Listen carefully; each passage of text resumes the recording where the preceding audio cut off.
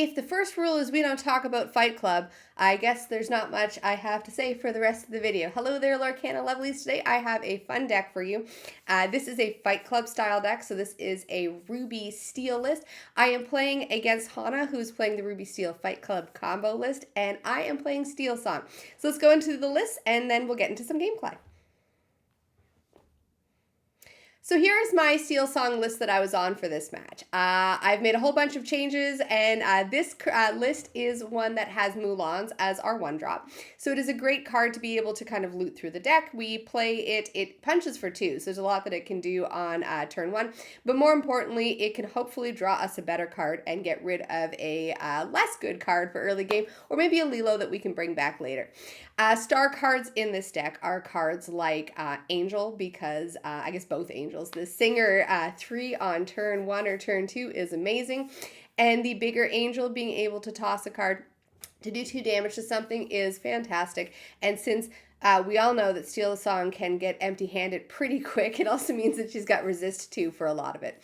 Other good cards that I want to kind of put a spotlight on are Bambi. Bambi is amazing and feels great. The fact that you get to just put cards in your hand, basically, that you put characters in your hand equal to the amount of cards that are underneath him whenever he is turned sideways for whatever reason.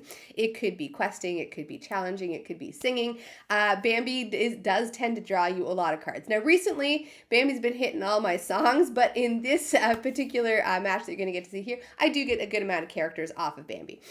Little Lilos are great as well. They just go into the discard pile if you can do it off of either the Mulan or the Angel, and then you can bring them back. So it's not like you're losing a card. You're just kind of putting it somewhere else to play it later.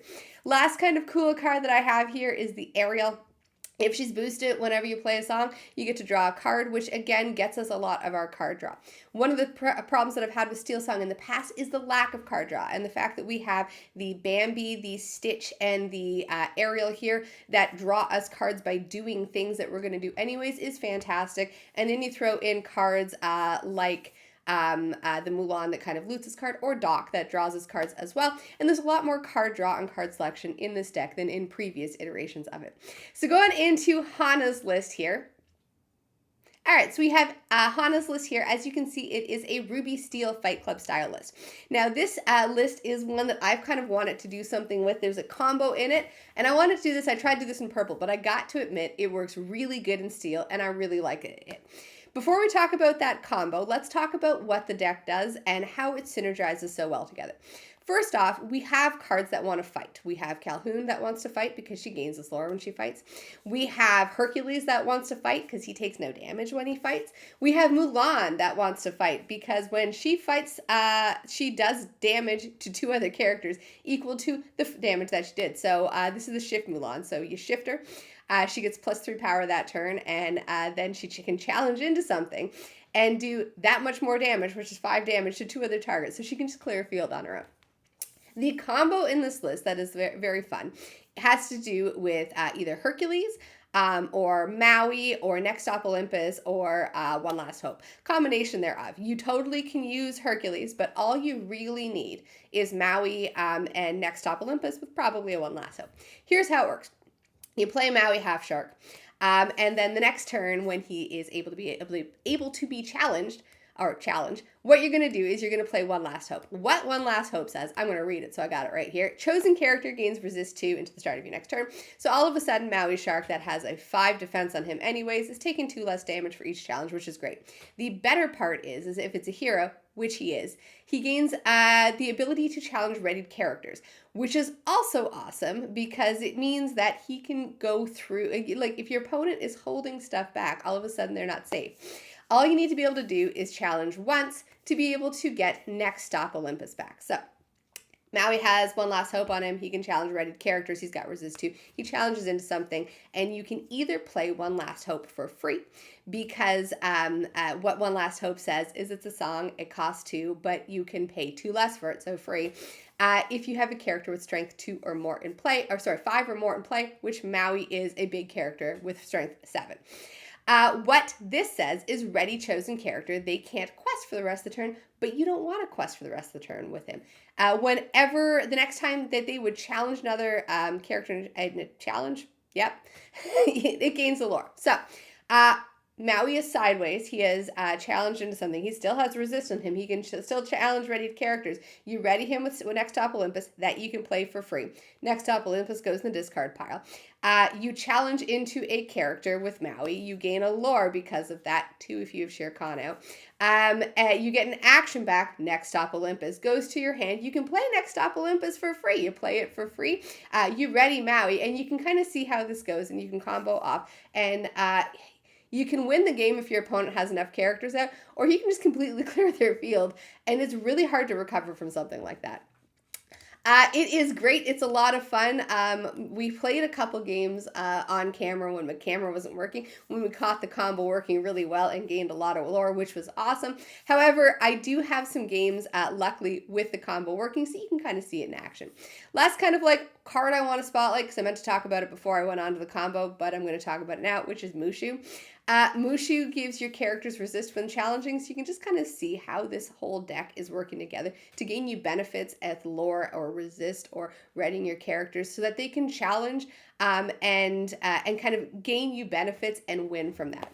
I told you Hercules could be in there. What Hercules says is when he is turned sideways, your hero characters take no damage unless they're being challenged, which means all of a sudden Maui Shark takes no damage because Hercules is sideways. So there's a couple different ways to play this combo out, but the main parts is you need Next Stop Olympus, you need Maui Shark, and if you got One Last Hope, that's even better. Let's go look at some gameplay and see how it goes. All right, game one here. So for game one, I am on Steel Song. Hana is on the Fight Club. So Hana's on the play and starts with a Mulan. Mulan's a great one here. Lets you be able to loot through your deck. So discard something that's going to be far less relevant in the game, hoping to get something better. In this case, discarding a Benja because I don't play a lot of items and anything kind of is better there. So Hana plays a Winter Spell.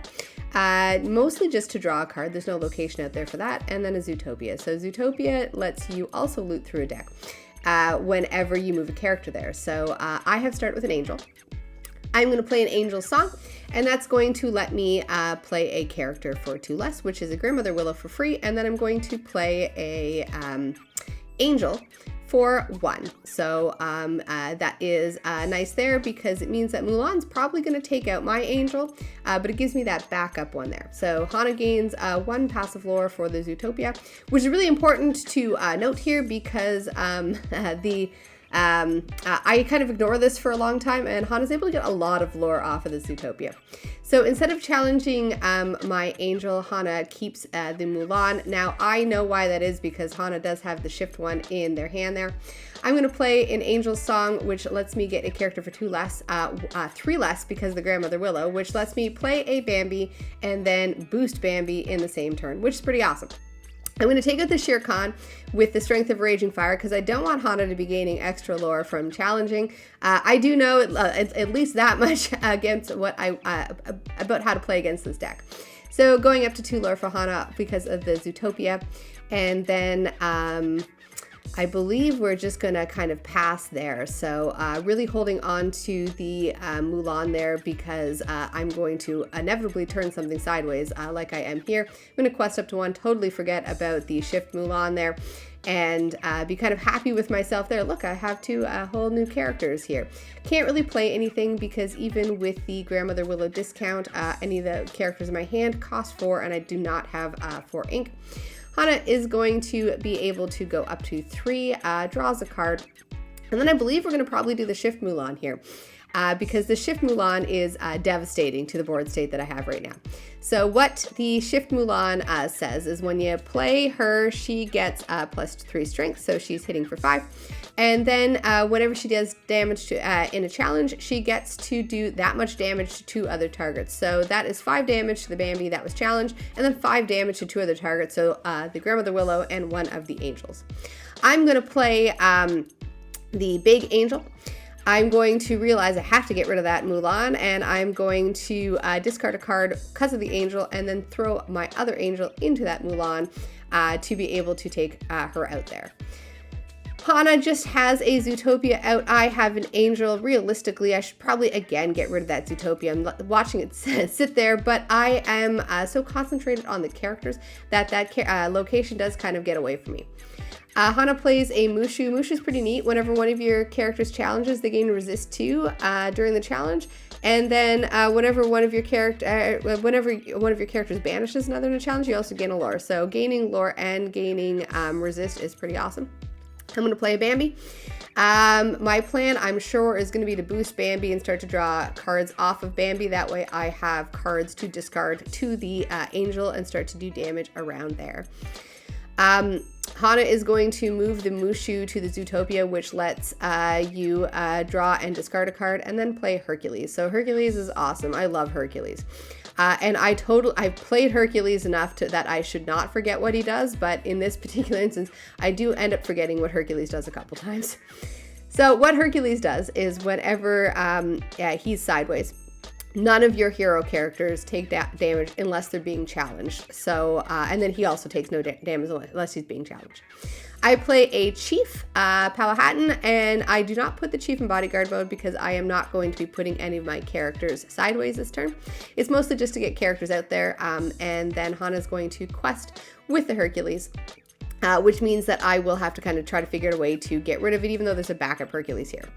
So Hercules only has 3 power, which means I could, in theory, take it out with Bambi, and Bambi would live. That's probably maybe what I should have done. No, Bambi won't live, sorry. Hercules has 3 toughness, 5 power. So I am going to sing in the Herald's Thunderbolt to get rid of the Mushu. I'm going to draw cards off of the Bambi because of it, which is great. And then I'm going to put the Chief Powhatan there, questing and putting in bodyguard mode, which means that back to Hana's turn there. So I probably could have or should have taken the Hercules out with the Angel. Hercules has, like I said, only 3, which means that my Angel would have taken it out. And even if I had the resist on the Angel, 5 power is enough to take out Angel with resist. So Hana is going to take out the Chief Powhatan and the Bambi, so that gets rid of my card draw here. 2 Hercules is out, and the Robin Hood. I am going to choose to play the Snowboarder Stitch. This is another way for me to try to get more cards. I'll play a Dock, which will let me refill my hand with 2 new cards. And then I am going to... what am I going to do here? I'm going to play a Troubadour. So I'm playing out my hand as best as possible here. I want to go as wide as possible, and then I'm going to take out the Hercules. Maybe should have done that last turn. Wouldn't have had the Angel, but maybe should have done that last turn. I think I was hoping that the 2 damage from the Angel would have done something, but then in my mind I thought, oh yeah, right, Hercules makes it so that nothing would take damage, and I kind of forgot that there. So Hana's going to quest with both of them. Now, even though this deck does want to challenge, at some point in time, you have to look at it and say, my stuff's bigger, my stuff quests for 2, and in this case, I'm only at 1. So it makes sense for Hana to instead kind of run towards that finish line, as opposed to fighting me to stop me from getting to it. I'm going to play out enough characters that I can Strength of a Raging Fire, but I do this in the wrong order, and thank you, Hana, for letting me take this back here. So what should have happened here is I had to take Robin Hood out first. So I swing in with the Stitch, and then I am going to do the Strength of a Raging Fire, but it's going to take an extra character to take it out because I didn't have enough characters after the Hercules kills the Stitch to kind of make that work there. So it all works out here in the end, and then I'm going to quest. I'm going to try to get up there on the board. I'm thinking that 1 lore from Zootopia probably doesn't mean that much, and maybe should have challenged it, but like it would have taken all of my characters to not even take it out. Hana plays a Maui Shark, and now it is a bit of it's a bit of a risk for me turning stuff sideways. So I bring the Lilo back because I do know how this combo works. I know my stuff is not safe upright or sideways. I was hoping for a Strength of Raging Fire off the top, because if I brought that Lilo back, the Strength could have taken out the Maui, but I wasn't so lucky. Hana is going to gain a lore for the Zootopia, and then we're going to get to see part of the combo go off here. So plays a Mulan to draw and discard a card, and then we're going to be playing a Winter Spell to mostly, again, draw a card. And then One Last Hope. So One Last Hope says that the characters gain resist and can challenge readied characters this turn. So this is going to mean that Maui can challenge any of my characters. Hana played 2 actions, the Winter Spell and the One Last Hope, so gains 2 lore. When Maui challenges something, so the angel in this case gets to bring an action back. We're going to bring back Next Stop Olympus, gets to play it for free because Hana has a character with strength 5 or greater in play. Plays that for free, which means Hana gains a lore from that and challenged a character, so gains next roll, and you can kind of see how this goes. So Hana gets game 1 with the combo, which is great to see here. So we're going on to game 2. So I get to be on the play. I want ideally a Mulan, mostly because it can kind of stop Hana from getting some of the free lore at the beginning. And I get the Mulan, we're going to pass the turn there. On Hana's side, Hana also has a Mulan, so I don't know if it's going to get played. Yep, Mulan gets played here, which means Hana just has to decide if they're going to draw and discard, and then it's always difficult to decide what you want to discard. In one kind of theory, you're just going to discard the stuff that you're not going to use much. So in this case, the Calhoun, because chances are I'm going to go wide and then Strength of Raging Fire or Herald's Thunderbolt the Calhoun. So it's kind of the least useful one here. Calhoun's really, I would assume, for aggro. I play a Grandmother Willow, and that's going to start to get me my discounts. And then Hana plays a Zootopia and a Winter Spell. So Winter Spell is going to draw a card, and I believe the Winter Spell also gives the locations resisted. They can't be challenged. Either way, I'm not going to be challenging it this turn either way. With the discount from Grandmother Willow, I play a Big Angel, and then I'm going to use her ability to get rid of the Mulan by discarding a Grandmother Willow. That lets me be able to quest without worrying about being challenged back. At 3 ink here on Hana's side, going to play a second Zootopia and pass the turn. Back to me. I'm going to sing Angel's Song, so that will get me a card and 2 ink discount. With the Grandmother Willow, that means I'm only paying 2 ink for that stitch. I'm going to then swing into one of the Zootopias, trying to learn my lesson from last time and take them out early. The Zootopia is also nice because it does give card selection. You draw, discard whenever you move a character to it, so if you don't have the right stuff in your hand, it gives you a chance to try to get the right stuff. Hana plays Shere Khan and does just that, moves to Zootopia to draw and discard to get rid of something that is less useful against me, especially in this position right now. So it gets rid of the Mulan that I'm sure they want it to shift onto to be able to kind of like blow up my field here. And back to me, I'm going to discard, so I'm going to sing Herald's Thunderbolt to get rid of Shere Khan. I'm going to finish off the Zootopia and put 2 more damage on the second Zootopia. I'm going to play a Dock for nothing, and then play a Dock to draw 2 cards. Play the Quest with the Stitch afterwards to draw an extra card, and I'm back up to 3 cards from empty, which is great. It's a good feeling to be able to draw that many cards, especially in Steel Song, something I'm not used to from, versions past. Hana plays Hercules. I love Hercules so much. But I have a wide enough board that I'm going to become slightly problematic here. So I quest with Stitch. I play a Nani. I'm nice and full as far as kind of like cards go, as both in my hand and in play. And I'm going to take it the Zootopia and then quest. So my theory here is that Hercules can only hit one of my characters, which means I may as well just start questing with everything to be able to get Hercules sideways so that I can challenge in with it with either like the Angel or the Stitch, or I guess the Nani, to be able to kind of clear up Hercules and just be able to quest with everything. That's the theory. Something big and scary like Hercules is there, but if you have a nice wide board, again, I guess unless you get the One Last Hope, it means that Hercules can only kind of like challenge into one thing. So plays a Maui Half Shark. That is kind of a good part to the combo here. So if there is a One Last Hope in the yard, which there is not, I need that to be able to kind of do that. But I have more than enough characters to be able to strength, which I can't strength right away. Again, thank you, Hana, for letting me take that back. I take the Hercules out first. I strength the Maui afterwards. Hana plays out the rest as much as you can with the Hercules and the Robin Hood. But the problem is that I've just gone way too wide here. So I'm questing up to 18 here, and I'm going questing up to 19, I guess, with the Bambi. We're probably going to call the game there because Be Prepared is no longer in the format, and there's not a huge amount. Actually, you know, the last stop Olympus could totally do this. So Hana is going to chew through my board there, but the problem is that really needed the Maui half shark to be able to take out the rest of the board to be able to get one last stop Olympus back. So we're going on to game 3.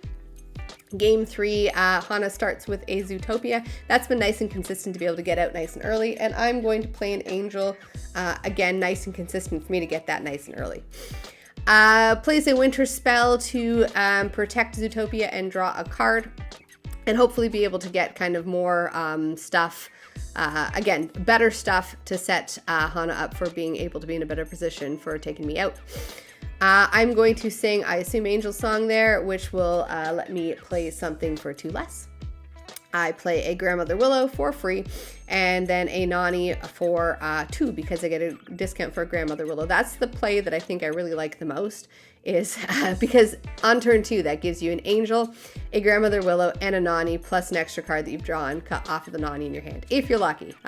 Recently I have not been hitting anything off of Nani. It's very similar to Ariel. When Ariel was in the format, I just constantly hit nothing off of Ariel. Hana plays Shere Khan to get the lore going when it comes to challenging, but you really do want to have to not have Shere Khan have to be the one challenging. That's more just a piece that's going to sit there and hopefully never turn sideways, so that you can kind of constantly gain the benefits off of Shere Khan without risking Shere Khan. Moves Shere Khan to Zootopia to be able to draw and discard, again hoping for something a little bit better. So next up Olympus, that is okay to be in the discard pile, because the idea again is that Maui's going to bring it back. The one last hope is what you really need in your hand first. I am going to play an Ariel there, booster, which means that if I'm able to get a song off, which I am able to right there, I will be able to draw a card with her. So there's a lot of different ways to draw cards in Steel Song. I play another Ariel, and then I'm going to put enough damage into Zootopia to take it out and kind of quest with my last character there. Again, I'm looking, so my plan here is to control the field, and Hana needs to be able to kind of just keep a couple of pieces, a couple of cards, specific cards in play, and very quickly this can go from me having a huge field to having no field at all, but it is crucial to be able to get and keep that Maui shark out. So I would think, we didn't talk about this, but I would think one of the plans would be to bait out my Strength of Raging Fire early enough that you don't have to worry about that Maui being strength. So Maui Shark is in play. I do have the strength there, but if it wasn't for the strength, the next turn Maui could have challenged into something, got the one last, not the one last hope, got the, what's it called? Next up Olympus back, and would have been able to just kind of like chew through my field here. But at 15 lore, I think I am too far ahead, and again, that strength that I had in my hand was really well timed there. So that was me in 3. So that was our best of 3, and you can see that this Fight Club deck really does put up a fight, so to speak. Now, what do I kind of think about these decks here? So first off, Steel Song, I love it. I think it's great. I think that Steel Song is really strong into something like this, especially if you know what's coming, because you have the ways to be able to stop your opponent from doing what they want to do before they do it, in the form of the songs. It also is the type of thing where it's kind of a race to see who can get established first. If I can either take out Hana's characters to be able to stop like the Shift Mulan, which totally that one has to go, or to be able to stop kind of that Maui early. That is kind of what I need to do to be able to win the game myself. So being able to go wide is a little bit of a risk, because if Hana's able to get the one last hope and the Maui Shark kind of combo going earlier than me, I have a full field for Hana to be able to take out. However, if I go wide enough, I also am able to Strength of a Raging Fire and take out those problem pieces, especially the ones with evasive, that I wouldn't be able to really contest in another way. Hercules is obviously a problem, and I really struggled with remembering what he did there, even though I played him months ago. with the fact that he makes it so heroes don't take damage. Now, it is really important to remember that, because if you do it in the wrong order, like I constantly seem to do, and thank you, Hana, for letting me take that back, it means that you're just kind of throwing things in and getting nowhere with it, because Hercules protects everybody. And out of 5/3, he's taken out anything that that you kind of throw into him as well. Now, 3 is totally able to be dealt with, but when you throw something like the resist one, the one last hope on him, or the Mushu out there, all of a sudden it makes it so that that Hercules is really able to take a lot of damage himself. I really like this deck. I think it's a fantastic deck. And so I guess kind of like my question here is this deck maybe meta? And I totally think that it has a chance against meta lists. You can see that it needs to go a little bit late game with it, as most Ruby decks do. And it doesn't necessarily have the ramp in it to get you there early, but it does have the early game challengers in the form of like Calhoun or Robin Hood, or I mean even Hercules, to be able to get you kind of control over the board, or to at least not give up the whole field before you're able to get your main engines online. This deck can win without the combo, because it does have really big characters that are tough to deal with, and it does have some locations that, I mean, if you're me, you totally forget to challenge into and gain you a bunch of lore pretty early on. So is this deck maybe meta? Like I said, I totally think that it's got a shot against meta lists. And I think that it's a lot of fun. I really am really happy to see a Maui Shark, or Maui Half Shark, and Next Stop Olympus deck being made and being shown how the combo works, because this is something that I've wanted to do for a little while, and it's fantastic to see it work. And I'm now thinking that Steel, I still like my Amethyst version of it, but Steel I think is a much better way to go with this, because it really does encourage you to fight, which is exactly what it wants to do. So kind of what's on kind of the plate for this deck next? Well, Hana's made some changes to it in the last couple weeks.